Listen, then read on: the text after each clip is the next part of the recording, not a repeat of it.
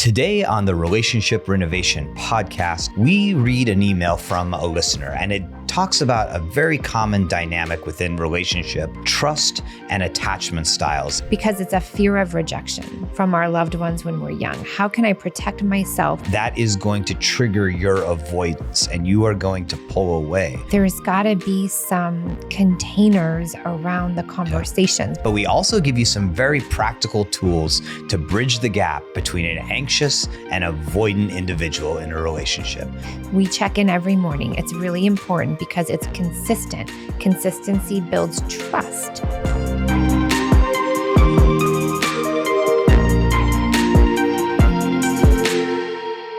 Hello, all, and welcome to the Relationship Renovation Podcast. I'm Tara Kerwin. And my name is EJ Kerwin, and we're doing something that we somewhat frequently do.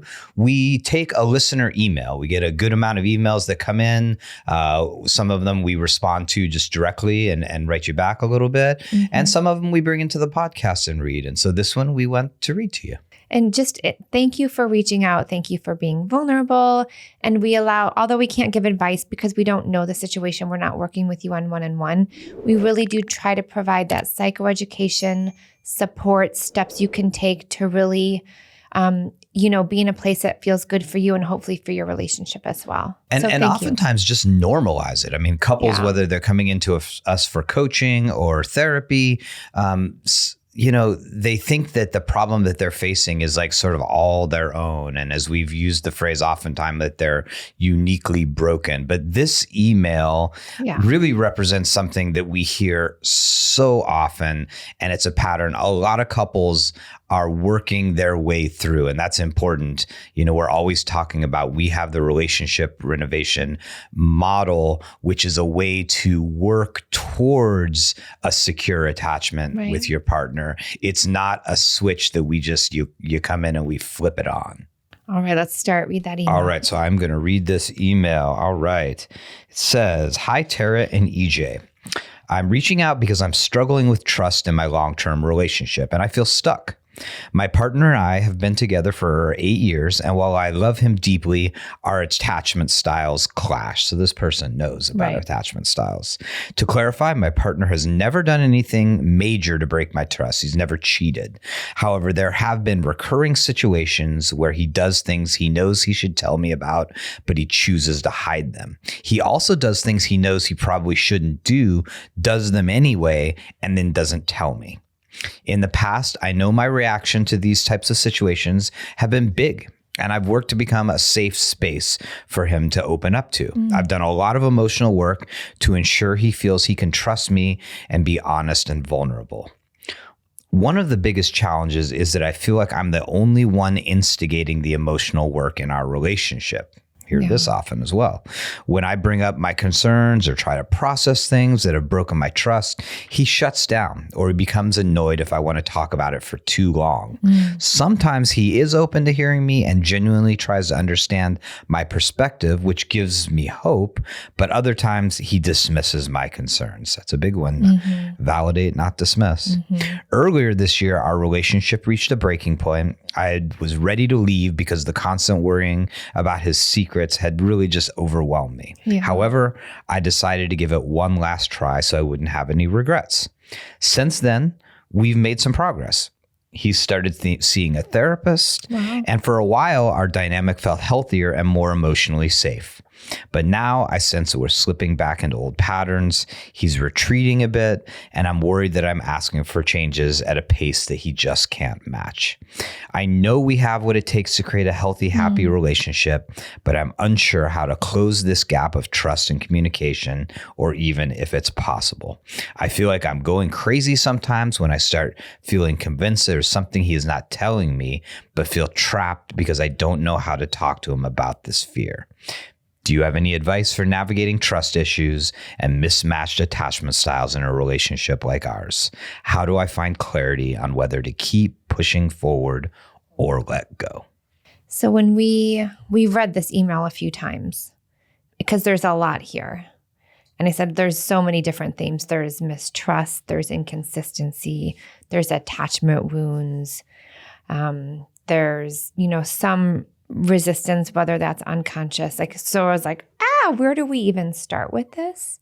The first part of it is starting with thank you for sharing your story and reaching out, because I know that that's not easy to do. And secondly, we're going to try really hard. We kind of broke this down into different pieces. So we hope it'll feel pretty cohesive instead of all over the place, which is where I was when I was reading this email. So I can only imagine this listener, how all over the place that they are feeling. Yeah. So really hoping to provide some structure here to this email and hope that it does give some direction for you. I mean, I think the first place to start off with was with the insight that this individual already had, which is attachment styles. Right. You know, that we all grow up where we see people give and receive love differently, where we as children receive love and learn to give love differently. We see people deal with stress in different ways, and that initial programming coupled with some genetic stuff mismatches people. It's almost impossible to think that you would end up with a person who is programmed exactly the same as you. And oftentimes it's very common that an anxiously attached person ends up with a avoidant person. So let's just break that down. So attachment styles, we all have them. There's secure and insecure.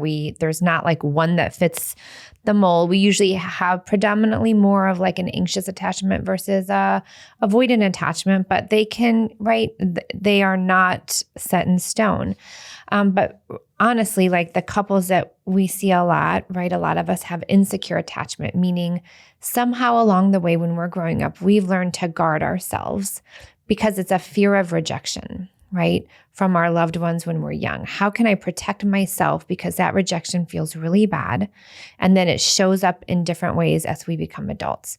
So the idea of attachment styles is just that. We have a whole series on it. Secure attachment is I have the freedom to give love and be loved freely. I can express myself and be vulnerable and be imperfect, and all of that is okay. Insecure attachments, like anxious avoidant, is that like, oh, I need to keep holding on to this. I need to keep holding on to this, or like it's going to go away. Like this constant need it's like a preoccupation with making sure that relationship stays there so you won't get rejected. The avoidant, dismissive, or fearful type is like, I don't need this, or I'm really afraid of this because this will really hurt me. I mean, that's the bare minimum of the explanation we can give. So if you do need more of an in-depth, thorough processing of it, we have a whole attachment series a few weeks ago. Absolutely. And so, the first thing, like really directly to this person, is changing those styles and working towards secure attachment is a long process, right? Yeah. And it sounds like on some level that you have an awareness and your partner has begun to look at it. They've begun to go to therapy, right? And so that's a good thing. That's the first base point, is that like you're both recognizing this doesn't entirely work and we can do things to change it. Well, and this listener, it's that she struggles with the anxious, he struggles with the avoidant. And if you're not careful, those are the two, because the more avoidant the partner becomes, the other partner becomes more anxious. And it's just this like self-perpetuating, awful negative feedback loop. And you have to be able to get out of it. And again, like EJ said, it's not a light switch. It takes a lot of individual work when you are triggered, especially for the avoidant, because normally people who have avoidant attachment styles do not recognize they're being avoidant. They just see the other person as stop being so crazy. Yes. Well, and it's, that's you towards me. That's incredibly important for her partner to really look at, is that when she gets into a heightened anxious state, it is not threatening, it is not, she's not trying to hurt you. It's that she desperately wants to connect with you, and that it's important for you to sort of like be aware of that's going to be a trigger to you. Like he has to know when she becomes anxious that is going to trigger your avoidance and you are going to pull away. So you have to get really good at noticing those triggers and noticing what the stimulus is that prompts your mostly instinctive reaction to move away. And for the anxious partner in this relationship, recognize that the avoidant partner, right? I hear there's like a lot of secret keeping and whatever, like there's this isolation that an avoidant person can do so they can just feel like, okay, I still exist. Like at least this is mine. I'm not being totally swallowed up by this, whatever this emotional thing is happening to me. So it's almost like, and I'm not saying that this is happening, but that like secret keeping or not hiding, but keeping things from it. It could be this protective, like, at least this is still mine. I'm not going to lose my autonomy or my sense of identity. Well, and it's important to expand because oftentimes the avoidant person will be like, well, I'm not cheating. And it's important to know that like cheating is not the only way to break trust. Like, and trust is a key component in a securely attached relationship, which is a resilient relationship. And so it's important for both people to find a way to talk about, hopefully in non-activated ways, hopefully in ways that are within both of their window of tolerance, that there are micro incidents that deteriorate trust. And because there's also a history of it, it has to be okay for the anxiously attached person to say, and it's nice to have a language for this, I'm feeling anxious about our attachment right now. I'm feeling fearful that something's going on or you might not have told me something. When you were reading the email, the thing that stuck out the most for me was like long talks. Like, he is willing sometimes to hear parts of what she's feeling. And then the long talks, he will go away. And all I kept thinking was like, you know what needs to happen here? She needs to say, hey, is this an okay time to talk? And how much time do you have in you? Like 15 minutes, 20 minutes, like just setting up systems like that. Because I know, again, this is just like a nervous system thing for individuals who have more of that avoidant. They get very flooded very quickly in their brain.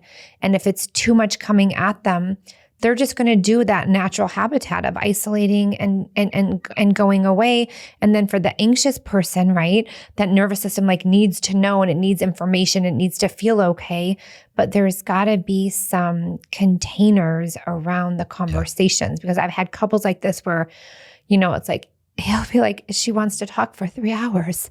And I'm like, well, that's too much. But then if they don't have those, then she's anxious that they'll never get to those, right? Yes. So, and the avoidant person really has to take it upon himself to begin to know, like, what are the indicators that I'm starting to get flooded? What are the indicators that I'm starting to become overwhelmed, that I'm slipping out of my window of tolerance, right? And because that's his job, you know, that it's good if he's able to notice this on his own, right?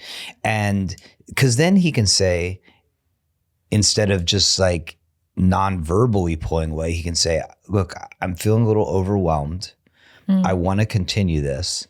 Can I just go for a 20-minute walk? Can I just sort of like let my heart rate calm down? And then I think I'll be able to continue. And I've worked with a lot of couples where we talk about it. It starts off where it's just 5 minutes. And then a month and a half later, we get it to 10. And then we go to 20. And then eventually by the end of the time we spent together, they can have a difficult conversation that maybe lasts like 30, 45 minutes. But we have to identify when it's gone offline, and we have to have a strategy towards getting towards having the ability to have a longer conversation where there's resolution by the end of it. So what's really important here is that both individuals are now getting support, right? The partner that wrote into us is doing a ton of work around her own anxious attachment and, right, trying to be a safe space for him. He is now going to therapy, that is significant because a lot of people, I don't want to put all the avoidant attachments in a box, but like they don't even see that there's something wrong with them. And I just remember like I kept trying to say like, EJ, I really think there's something else there. Like I think you're like in this place of denial, and you like for you to finally go to therapy and hear me because it wasn't heard for years. That like changed everything, even that you went there. It didn't matter how long it would take, but that you were willing to trust me enough to be like, you know what, Tara, maybe you're right. Maybe there is something going on and I just don't know. And it's not your fault that like you're avoiding those uncomfortable feelings. Again, it's a protective mechanism, but for sure it was keeping our relationship very stuck. Right. And you weren't doing it. Here's the thing. You weren't doing it on purpose. No. You weren't withholding emotions and regulation because you didn't love me. Yes. You just didn't know how. And my approach to you in the beginning felt very criticizing and critical. And so you just would stay stuck and I would stay anxious. Yeah. And So. it was important for me to not sort of other your anxious reactions, because the anxious attacher, their actions are more demonstrative, right? They're bigger. Mine are very internal. Micro. Yeah. Yeah. Yours are more external. Big, it was easy macro. for me to always be like, she is being unreasonable. And my advice to the avoidant individual in this relationship is begin to notice when you're judging. Yeah. Begin to notice where you're able to avoid looking at yourself and say, wow, she's just acting like It's her period. unreasonable. Like that is mean, whatever. That was a way that I was able to avoid dealing with my own stuff and avoid staying connected with you. I think this is like a super important point and it definitely addresses something within the email. This also is not linear. It's something we tell the couples we work with in our very first session, that it would be wonderful if we started at point A and it was a clear, straight trajectory upwards. But this is a process due to external stressors, due to just what's going on inside of ourselves. There's going to be ups and downs. There's going to be growth. There's going to be regression. But if you develop some communication skills as well, validation, reflective speech, if you develop those skills, you tolerate the regressions better, because the regressions are actually times of growth as well. Right. And that's the whole idea. Like the core of relationship safety is building that emotional safety, healthy communication so that you can get through difficult moments, because we all have difficult moments. And in order to build secure attachment, a core relationship stability, you have to understand yourself and your triggers. You also have to have compassion that your other person has them as well. And then doing the work together and individually will create secure attachment. And so now we really want to talk about the road to healing, like what that takes. Okay, so here's a tool. This is an important one, because here's the dynamic that happens oftentimes here, is that you're only sort of dealing with it when it becomes problematic. Right. That if there's a time of either like connection or maybe even neutrality, you're just like, oh, everything's okay. And then the only time you're dealing with it is when you're both activated.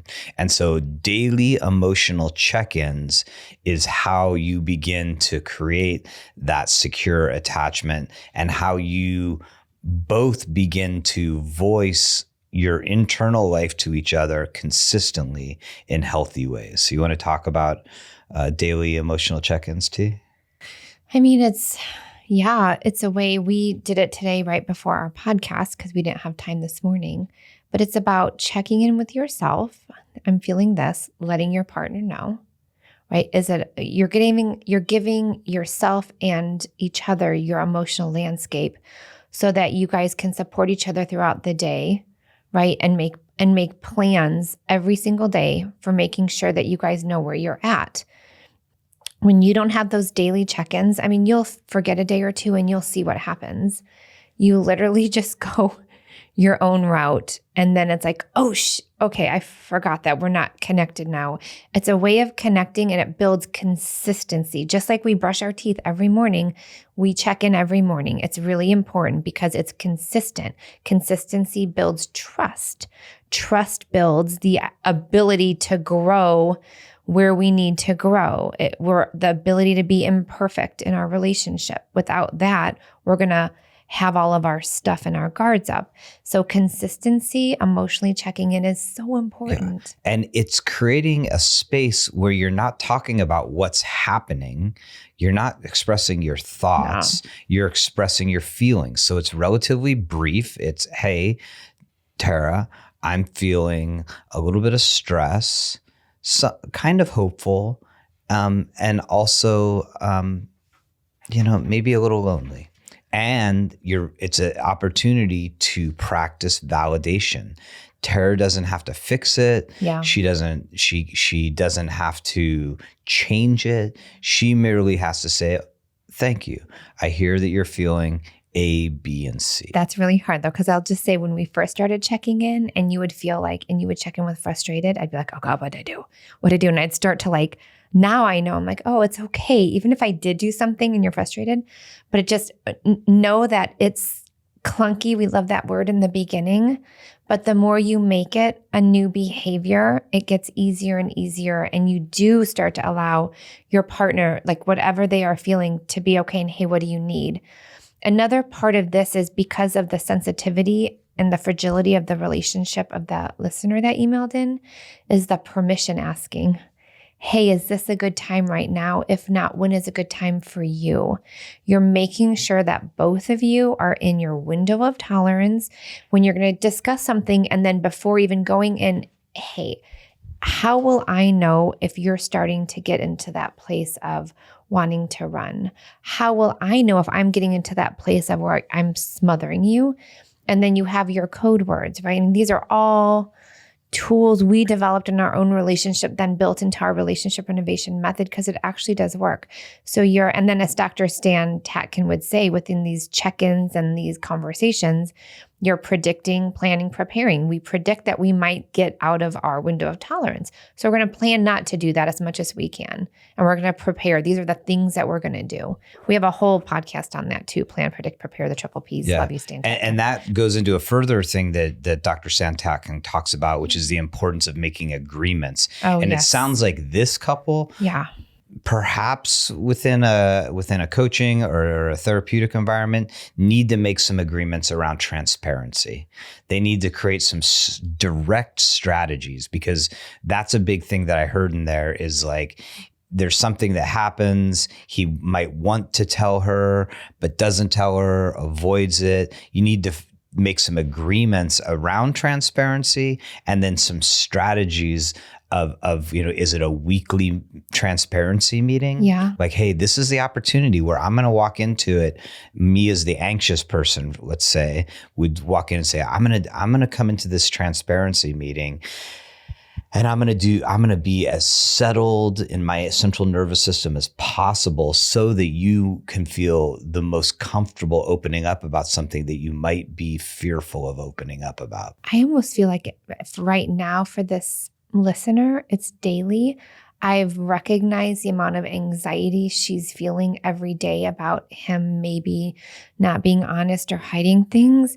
And if you're going to do an agreement, here's what's okay, here's what's not okay. What's okay is like that we're able to talk about this. Like, I got to let you know my anxiety was like an 8 today because I wanted to check your phone. I wanted to whatever it was. And then what's not okay is you can't snoop. You can't check my phone. That feels violating to me, right? So you have these agreements. Here's what's okay. Here's what's not okay, right? You're in agreement. And then every single day you guys talk about like maybe in the beginning, in the morning, you're checking in, but at night you're like, okay, like, gosh, my anxiety out of a 1 to 10 was a 9 today. But guess what, honey? I did not like I was so compelled to like check your phone or look at this and look for evidence, but I didn't do it. And then you give your partner the chance to be like, oh, I was really honest with you and I told you about this today. I really wanted to hide it. I didn't want to share with you, right? Because that's just my natural habitat of not going there. But I actually did. So I feel like every day, every other day before weekly would really help the anxiety around, because both people are feeling anxious, right? Yeah. It just looks very different.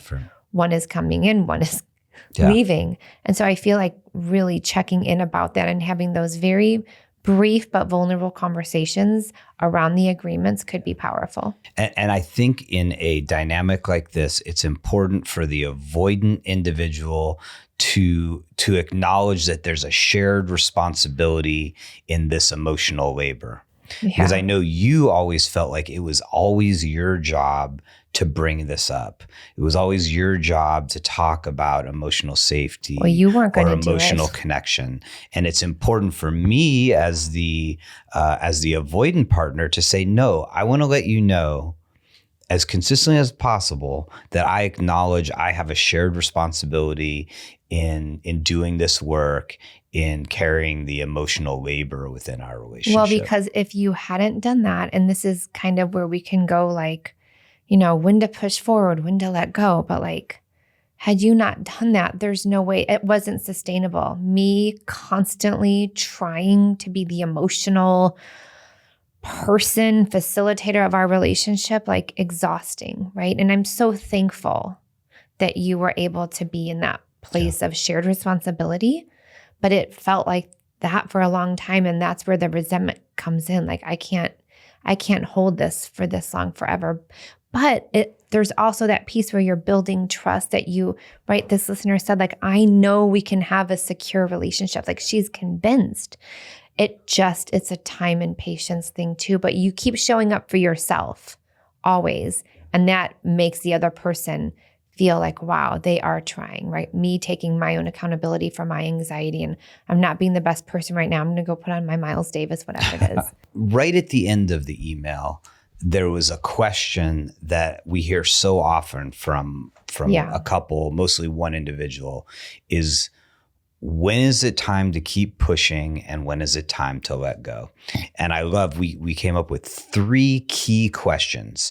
And these are questions that a couple, if they are at that breaking point, they're feeling that stress, that they want to sit down and they want to discuss together. I think that this is something, not an individual thing. I really do think this is something, especially when you got a lot invested in a relationship. And the first question is there consistent progress, right? Oh, yeah. Even if it's slow, are we acknowledging that we're making consistent progress? Even if there's backslide. Yes, absolutely. The next question is, do both partners acknowledge their role in rebuilding trust? That it's not just like, oh, I got to trust you more, or I have to gain back your trust, but we have shared responsibility in rebuilding trust, right? Yeah, and not forcing like, your innate way of being is not like, honey, let's talk about our relationship today, right? So I have to accept that, but your strength is really like having that healthy perspective and being accountable for yourself. And my strength is like bringing the emotion into the relationship. Like, I can't change who you are. I don't want to, but really having that vision, that perception of who your partner is. Like, they're not, just because they're not like you doesn't mean they're bad. What are the strengths that we carry in that we can carry into this relationship together? And that's what makes it dynamic and amazing. I don't want you to be like me. God help us. We would be a very emotionally charged relationship. And that kind of leads to the last question, which is there an agreement here that we have a mutual commitment to creating a secure relationship? Because if one person's like, no, I just want you to stop doing what you're doing, that's problematic. Right. But if you're saying like, look, we are both committed to creating a secure, resilient relationship. And by making that agreement, we're both doing work individually and together to get there. I love that. And are we willing to go through a massive amount of roller coasters and support each other through that while we're doing that? So we want to just sort of like, close this up a little bit and, recap that this is a normal thing couples go through. It's an incredibly common dynamic. Yeah. There's ups and there's downs to it. There's amazing growth opportunities for both people, individually and for your relationship and for a family if you have your kids. Yeah.